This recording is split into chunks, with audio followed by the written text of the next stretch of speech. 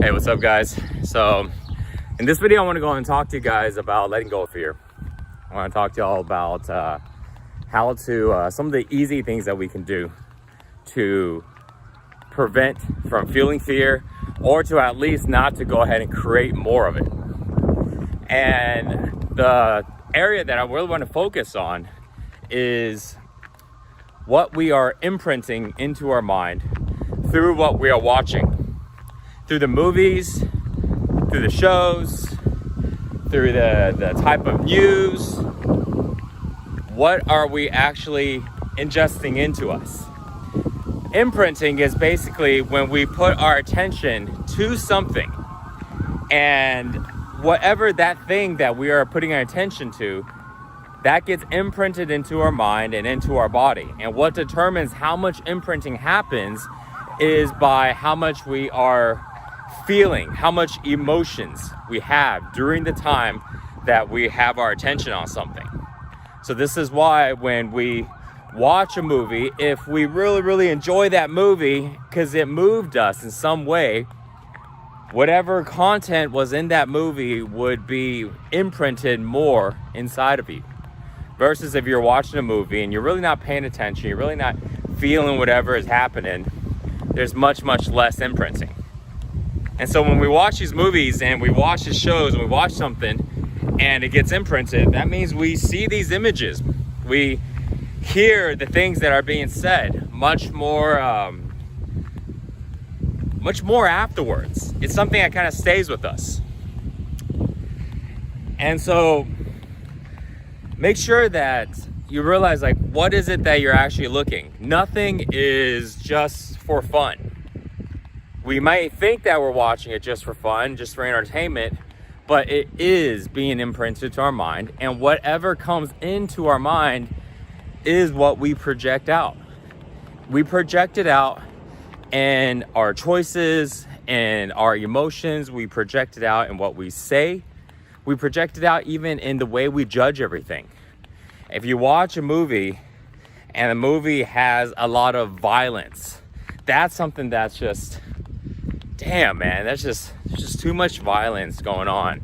I'm scrolling through Netflix and it's just like every other show. I want to watch like a good movie, something, nice that makes me feel inspired, but not where there's just a tremendous amount of suffering and killing and corruption. And it's just, damn, So that's what actually got me thinking, like, I want to make a video to talk about that.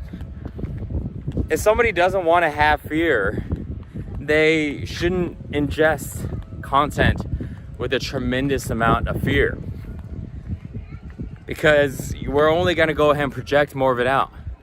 You know what fear, like when we see shows that people are freaking out and the world is ending and people are fighting and they're suffering and all this stuff is happening, that's a representation, that's a story, that's a fear.